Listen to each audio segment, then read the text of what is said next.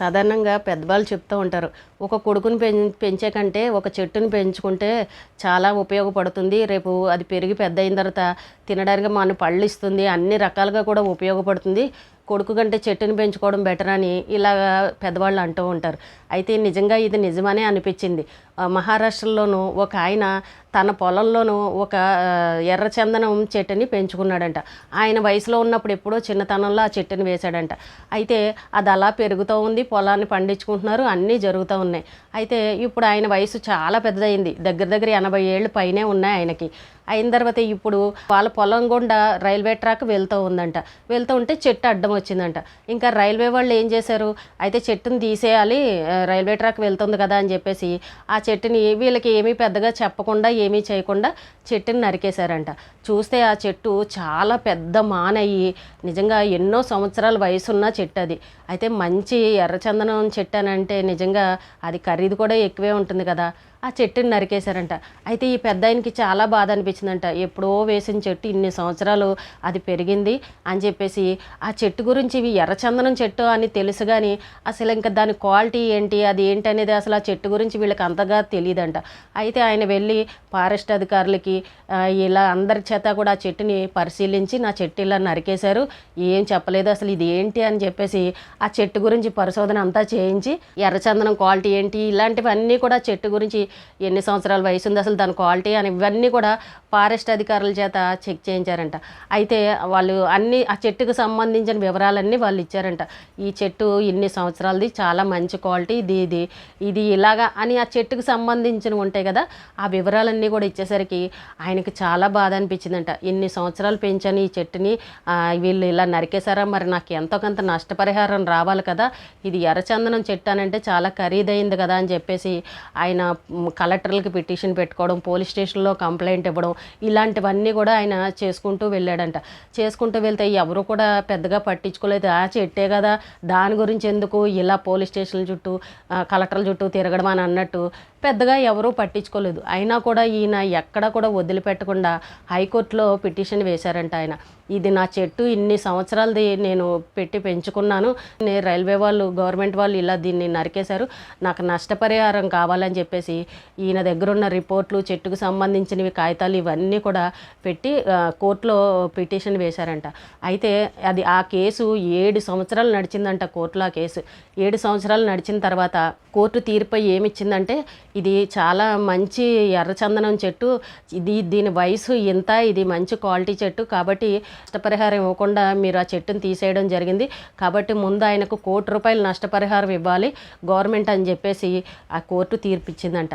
₹1,00,00,000 ఆ చెట్టు వల్ల వస్తాయని మనం ఎవరైనా ఊహించుకుంటామా? ఆయన ఏదో యథాలాభంగా మామూలుగా అన్ని చెట్లలాగానే ఆ చెట్టుని పెంచారు. దానికి చెట్టు గురించి వివరాలు కూడా పెద్దగా వీళ్ళకి తెలియదు.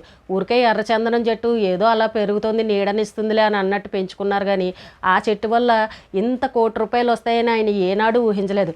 ఇప్పుడు ఆయన ముసలైన అయిపోయి పెద్ద వయసులో ఉన్నారు. ఇప్పుడు ఆయనకి ఆ ₹1,00,00,000 వస్తున్నాయంటే నిజంగా ఎంత సంతోషించదగ్గ విషయం అండి.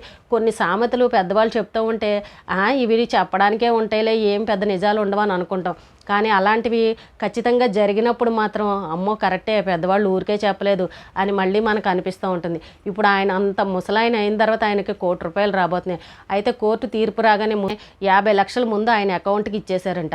మిగిలిన 50 లక్షలు కూడా కోర్టు ఖర్చులని, లాయర్ ఖర్చులు, ఇంకా ఇలాంటివన్నీ ఉంటాయి కదా, ఇవన్నీ తీసి ట్యాక్సులు ఇవన్నీ పోయిన తర్వాత మిగిలిన డబ్బులు ఆయనకి ఇస్తారనమాట. దానికి కొంచెం సమయం పడుతుందని చెప్పారంట. ఏది ఏమైనా కూడా సగంలో సగం తీసుకున్నా కూడా ఆ చెట్టు వల్ల 50 లక్షలు వచ్చాయనంటే ఎంత విచిత్రమైన మాట చెప్పండి. అందుకే అంటారు అందరూ చెట్లు పెంచుకోండి, మన పిల్లల కంటే కూడా చెట్టు ఉపయోగపడుతుంది, తినడానికి పళ్ళు ఇస్తుంది, దాని కొమ్మలు అవి కలపనిస్తుంది, ఏదైనా మనకు ఉపయోగపడుతుంది. చెట్టు వల్ల ఎప్పుడు కూడా నష్టం అనేది ఉండదని ప్రతి ఒక్కళ్ళు చెప్తారు. కానీ ఉన్న చెట్లను మనం నరికేస్తున్నాం, కానీ కొత్త చెట్లు వేయడానికి మాత్రం అసలు ఎవరికి చేతుల్లో ముందు అక్కడ వేయడానికి ఇప్పుడు ఈ కాలంలో అయితే మాత్రం అసలు ప్లేస్ అనేది ఉండట్లే. కొంచెం ఖాళీ ప్లేస్ దొరికింది అని అంటే ఒక ఇల్లు కట్టేద్దామా, 2 రూములు కట్టేద్దామా, మనకు రెంట్లు వస్తాయి, ఇది దేనికో దానికి ఉపయోగపడతాయి అని అన్నట్టు ఈ విధంగా ఆలోచిస్తున్నారు, కానీ ఉన్న చెట్లను నరికేస్తున్నారు, కానీ ఎక్కడ కూడా కొత్త చెట్లను నాటట్లేదు. చూసారా చెట్ల వల్ల ఎంత ఉపయోగం ఉందో. ఉందో. మరి చెట్లు పెంచుకోవాలని ప్రతి ఒక్కరూ చెప్తున్నారు, కానీ ఉన్న చెట్లు నరికేసుకుని మనం కాలుష్యాన్ని పెంచుకుంటూ ఉన్నాం. ఏది ఏమైనా కూడా పాతకాలంలో పెద్దవాళ్ళు ఆ రకంగా ఆలోచించి అంతంత మరి చెట్లు పెంచారనంటే ఈ రోజున మనం వాటిని చూడగలుగుతున్నాం. అన్ని సంవత్సరాల చెట్లు మానులు కట్టి పెద్ద పెద్ద వృక్షాలు ఉన్నాయనంటే మరి అవి ఏ నాటి కాలంలో వేసిన చెట్లు చెప్పండి. ఇప్పుడు ఎవరన్నా నాటుతున్నారా? ఎవరన్నా సరే ఫోటోల కోసం పోజుల కోసం ఇచ్చి ఒక చెట్టును నాటుతూ ఉంటారు.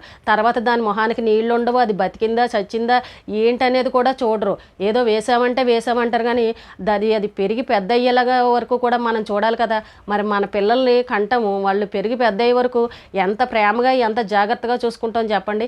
అలాగే మన మొక్కలను కానీ మన చెట్లు కానీ పెంచామని అంటే ప్రతిరోజు దాని వైపు చూసి దానికి నీళ్ళవే పోస్తూ ఉంటే అవి పెరిగి పెద్ద అవుతాయి. అంతేగాని వేసేవలే దాని దారిన అది పెరుగుతుందని ఇలా నిర్లక్ష్యంగా కూడా ఉండకూడదు. కాబట్టి పెద్దవాళ్ళు ఏది చెప్పినా కూడా అందులో ఒక మంచి అనేది ఉంటుంది. నిజంగా ఆయన వేసిన ఒక చెట్టు వల్ల ఈ వయసులో ఆయనకి అంత డబ్బు వచ్చింది అని అంటే నిజంగా ఎంత సంతోషం చెప్పండి. మన కొడుకులు కూడా మనకి ఇవ్వరేమో అంత డబ్బుని, మనం ఇవ్వాలి తప్ప పిల్లలు తిరిగి మనకి ఇస్తారా చెప్పండి. కానీ ఆ చెట్టు ఆయనకి అంత ఆస్తిని ఇచ్చింది అనమాట పెంచిన తర్వాత. కాబట్టి ఎప్పుడైనా సరే ఒక చెట్టు మన ఇంట్లో ఉంది అని అంటే ఒక ఆస్తి ఉన్నట్టే నిజంగా చెప్పాలి అని అంటే. కాబట్టి ఈ విషయాన్ని ప్రతి ఒక్కరూ గుర్తుపెట్టుకుని ఉన్న చెట్లని నరికేయకండి. మీరు కొత్త చెట్లు వేయకపోవడమా సమయం కుదరచ్చు, లేకపోతే ప్లేస్ లేకపోవచ్చు, ఇవి వేరే విషయాలు. కానీ బతికున్న చెట్లని మన పెద్దవాళ్ళు నాటిన చెట్లు మాత్రం సంరక్షించుకోండి. పెద్దవాళ్ళు వేసిన చెట్లను మాత్రం కాపాడుకోండి. వాటిని నరికేయాలని మాత్రం చూడకండి. కాబట్టి చెట్టు విలువ తెలిసిన వాళ్ళకే దాని విలువ తెలుస్తుంది. ఈ రోజుకి ఇదేనండి. రేపు మళ్ళీ ఒక మంచి విషయంతో మళ్ళీ కలుద్దాం.